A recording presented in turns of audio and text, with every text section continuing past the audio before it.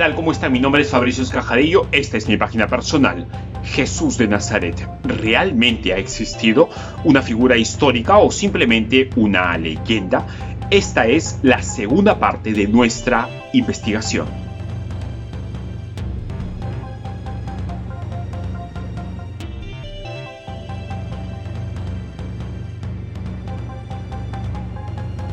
¿Sabían ustedes que ninguna otra figura histórica como Julio César o Alejandro Magno, etcétera, posee tantas referencias históricas fuera de la Biblia como las que posee el humilde carpintero de Judea? Estas referencias históricas que mencionan a Jesús de Nazaret por fuentes no cristianas pasan la centena solo en los 2 primeros siglos. Por ejemplo, en la edición de 1974 de la Enciclopedia Británica, el artículo acerca de Jesús emplea más de 20.000 palabras para describirlo. Es más espacio que el que se otorga a Sócrates, Aristóteles, Platón, Julio César, Confucio, Buda, Mahoma, Marx, Hitler, el Che o cualquier otra figura histórica. Pero hay más evidencia que prueban que él sí existió, aparte de las que mostramos la semana pasada.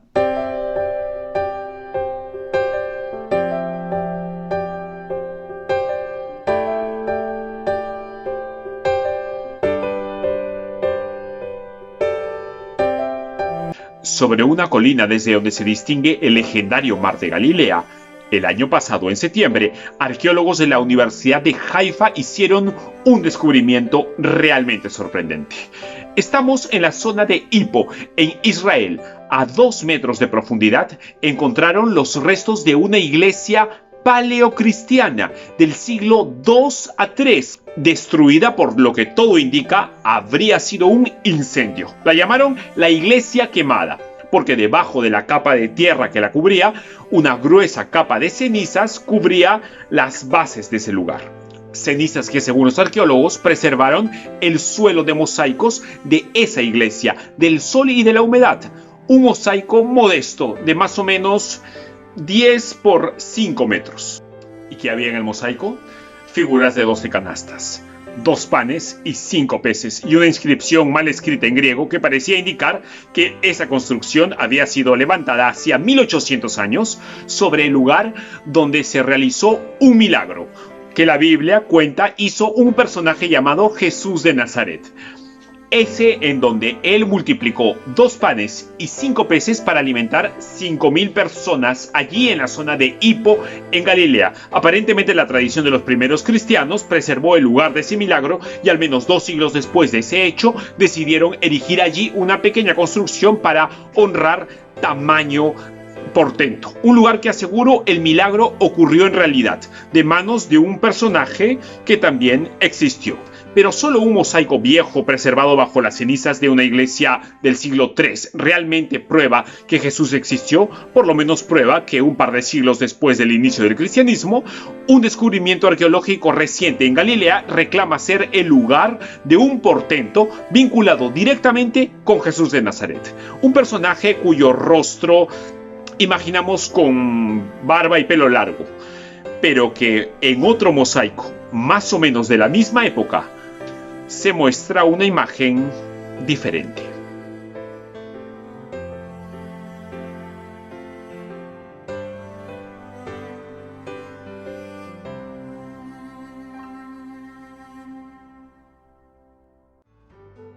En 2010, la BBC Radio y el Museo Británico difundieron un programa radial llamado 100 objetos que cambiaron el mundo. El objeto número 44 fue un mosaico que data de más o menos el año 250 después de Cristo. En él apareció el rostro de un hombre sin vello facial. Un muchacho de pelo corto y arropado con una túnica a la usanza de la Judea del primer siglo. El mosaico cubría 2 habitaciones, el techo de un pequeño umbral decorado con colores rojo, amarillo y crema.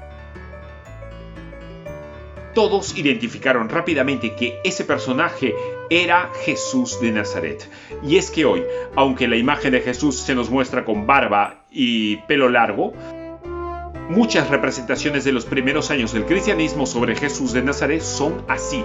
La de un muchacho imberbe, de pelo corto, como en realidad parecía ser la costumbre judía de ese tiempo. Sea verdad o no, esta figura descubierta en el dosel de una iglesia romana en 1963 afirma que así concibieron la imagen de un personaje que el recuerdo de los primeros cristianos hizo que llegara hasta nosotros, digamos, de generación en generación, de esta manera.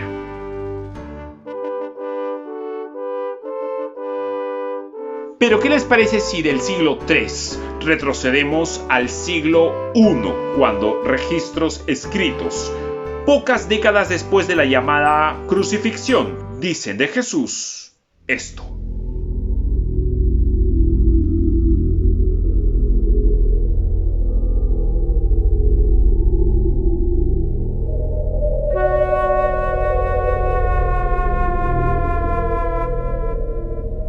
En el 111 después de Cristo, un famoso político romano llamado Cayo Plinio Cecilio II, o Plinio el Joven, hizo una importante referencia histórica de Jesús, siendo él un enemigo del cristianismo.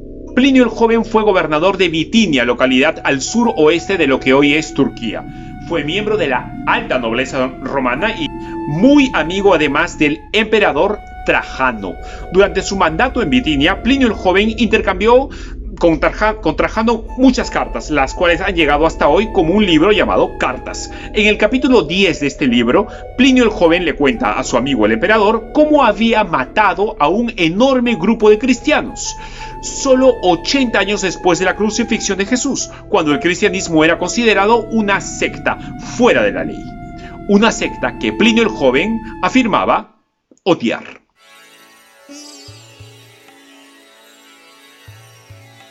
Les he preguntado si son cristianos, y si lo confiesan, repito la pregunta una segunda y una tercera vez, con advertencia del castigo que les espera.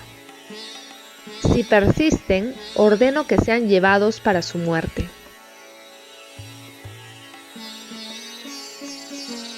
Cualquiera que sea la naturaleza de su convicción, estoy convencido que su terquedad y obstinación inconmovible es algo que no debe quedar sin castigo.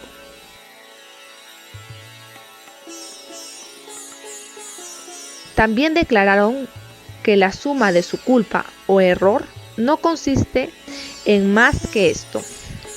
Se habían reunido antes del amanecer de un día fijado para cantar himnos entre sí en honor de Cristo, como a un Dios. Y también se habían comprometido con juramento solemne de no hacer cosas malvadas, de nunca cometer robo, fraude y adulterio.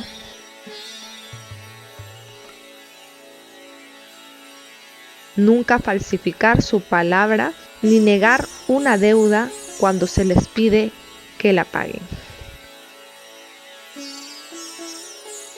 Era su costumbre reunirse siempre para cenar juntos, pero comida ordinaria.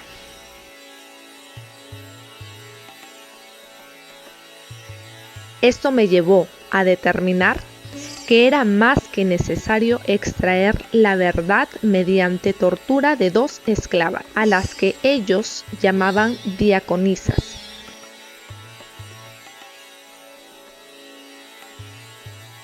No encontré más que un tipo degenerado de culto, llevado hasta la extravagancia. Esto escribió Plinio el Joven, y la respuesta del emperador Trajano, complacido por el actuar de su amigo, fue esta. El método que practicas, querido Plinio, en los casos que se denuncian como cristianos es extremadamente apropiado. No es posible aplicar alguna regla general a los casos de esta índole.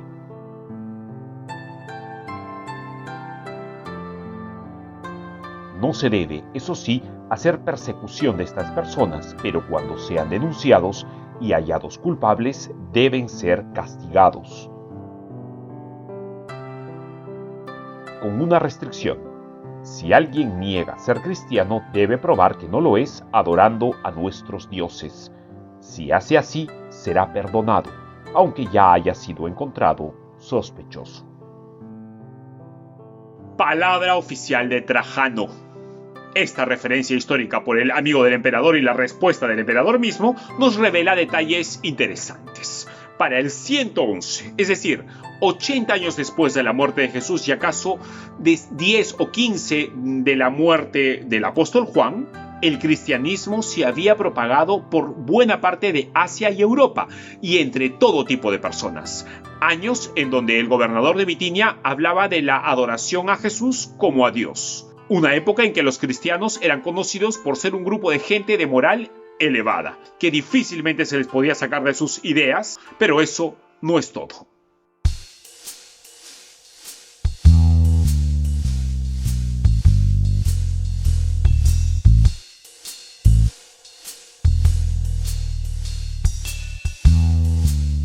...40 años después de la muerte de ese hombre llamado Jesús de Nazaret, y solo 3 o 4 años después de la destrucción de Jerusalén por el emperador Tito, un filósofo sirio, no cristiano, que estaba preso, le escribe una carta a su hijo, que tampoco era cristiano. Una carta desde una prisión romana en la que insta a su hijo a no cometer los mismos errores que la gente de su tiempo había cometido.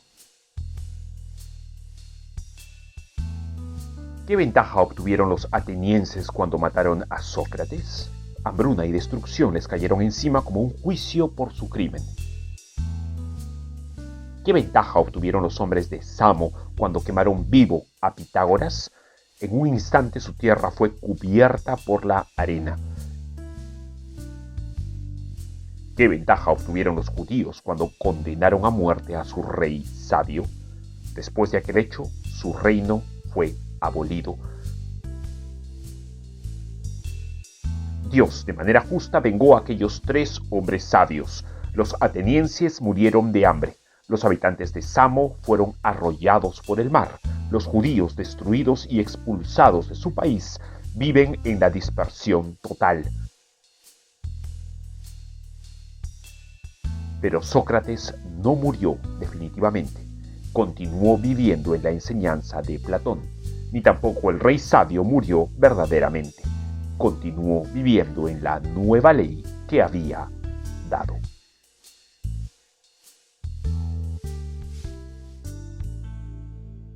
La copia más antigua de esta carta es un manuscrito del siglo VI guardado en la Biblioteca Británica. De esta carta concluimos 2 cosas. Al rey sabio de nacionalidad judía lo entregaron a la muerte de los propios judíos, y se trató de uno que había dado una nueva ley a sus seguidores. Nueva ley que se mantenía viva cuando Marabar Serapión escribió esto a su hijo. Si Jesús nunca existió, ¿qué ganaba un no cristiano aconsejando así a su hijo desde prisión, comparando la muerte de Jesús con otros hechos históricos como la muerte de Pitágoras o de Sócrates?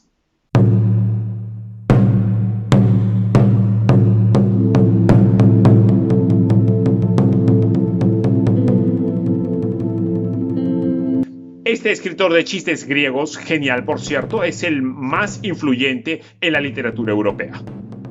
Muy leído en el Renacimiento y que inspiró a autores de talla como Erasmo, Quevedo, Jonathan Swift o Voltaire. Su nombre, Luciano de Samosata, nacido en el 125 después de Cristo y muerto más o menos hacia el 180. De cristiano no tenía nada. Era un satírico griego que más bien se dedicó a escribir contra lo que él llamaba una nueva religión vergonzosa. Y lo hizo en un libro de sátiras llamado La muerte del peregrino, en donde a manera de burla cuenta la historia de un personaje llamado Proteo, griego de nacimiento, que se hace cristiano en un viaje a Palestina, lo que le vale ir a la cárcel. En ese libro, Luciano de Samosata habla así sobre Jesús. Estos cristianos honran a ese tal Jesús como Dios, lo consideran un legislador y lo han elevado como su guía. Aquel hombre que fue crucificado en Palestina por haber introducido esta doctrina nueva en el mundo. De hecho, estos desventurados están convencidos de que serán inmortales y vivirían por toda la eternidad, y en base a ello desprecian la muerte, y la mayor parte de ellos se entregan conscientemente a la muerte.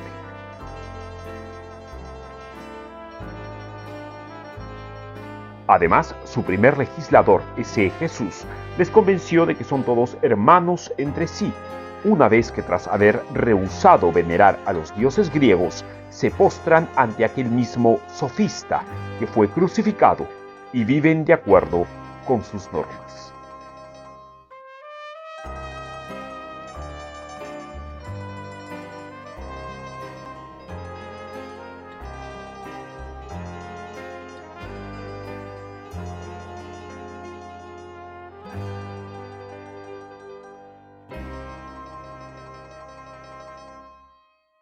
Vamos a suponer que nunca ha existido la Biblia.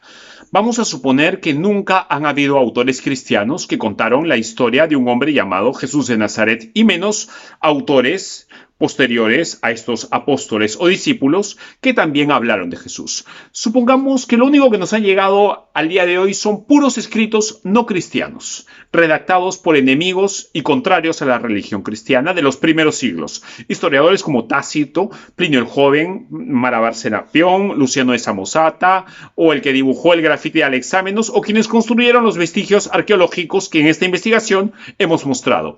Incluso también como ese otro historiador romano llamado Cayo Suetonio Tranquilo, el secretario personal del emperador Adriano, quien alrededor del 120 aseguró que Nerón mató a los cristianos, a quienes llamó un género de hombres supersticiosos y muy malvados. Incluso doctores judíos que escribieron el Talmud, en donde se afirma que Jesús existió, pero que fue un brujo, un obrador de milagros por el poder de Satanás, que hoy está en el infierno, pero que fue alguien que mucha gente lo siguió y que lo mataron por blasfemo. Todo eso dijeron sus enemigos de él. ¿A qué conclusiones llegaríamos? Sin usar la Biblia, llegaríamos a estas. Primero, que en el siglo I de nuestra era sí existió un hombre llamado Jesús de Nazaret. 2. Que fue un sabio judío con una gran cantidad de seguidores. 3. Que en su tiempo hubo gente que afirmaba que él era uno capaz de hacer cantidad de milagros. 4. Que esta gente creía que él tenía poder para echar fuera demonios. 5. Que algunos creían incluso que él era el Mesías esperado por los propios judíos. 6. Que este Jesús de Nazaret fue rechazado por los líderes en Israel.